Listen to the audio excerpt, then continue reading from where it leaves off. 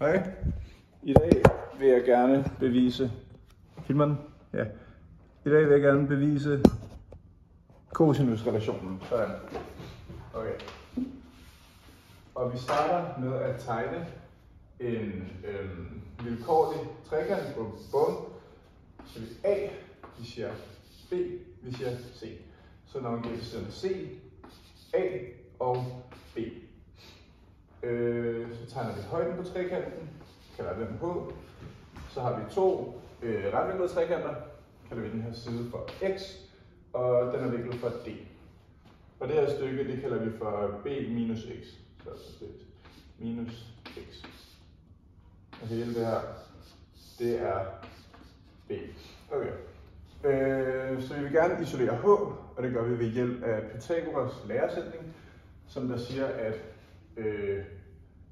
x i anden plus h i anden er lige med c i anden.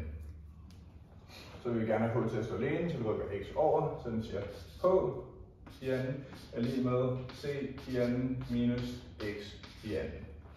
Så har vi højden til ABD her, bum. Og så vil vi gerne finde højden til DBC. Og det gør vi ved at sige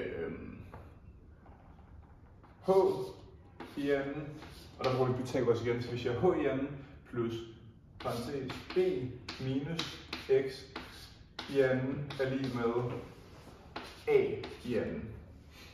Og så skal vi have h til at stå alene, så vi siger h i anden er lige med a i anden minus b minus x i anden. Så har vi h i anden er lige med a i anden minus bx i anden. Og bx i anden vil vi gerne have væk, så vi laver en kvadratsætning ud af det. Så nu siger den a i anden minus parentes b i anden og i anden plus x i anden minus 2 gange b gange x slut parentes. Og så vil vi gerne have den her minus parentes væk. Og det kan vi gøre ved at ændre fortegnene. Så nu hedder det a i anden plus b, nej, a i anden, det er stadig minus forsøg, a i anden minus b i anden minus x i anden plus 2 gange b gange x. Okay, og så siger vi, at de her, altså det her, det er så h i anden er lige med det her. Så det er h i anden til dbc, og det er h i anden til abd. Så siger vi, at de to formler, de er lige hinanden, så a i anden minus b i anden minus x i anden plus 2 gange b gange x er lige med c i anden minus x i anden. Og så kan vi se her, at der er minus x og minus x, så de går ud med hinanden, dem strækker ud. Så nu hedder det a i anden minus b i anden plus 2 gange b gange x er lige med c i anden. Og vi vil jo gerne finde a i anden, så vi kommer til at rykke lidt rundt, ved at vi rykker alle, eller vi rykker b over, og vi rykker 2 over b og x, så nu hedder det a i anden er lige med c i anden minus b i anden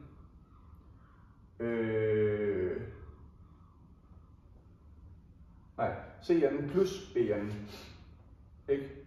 Jo. Minus 2 gange b gange x.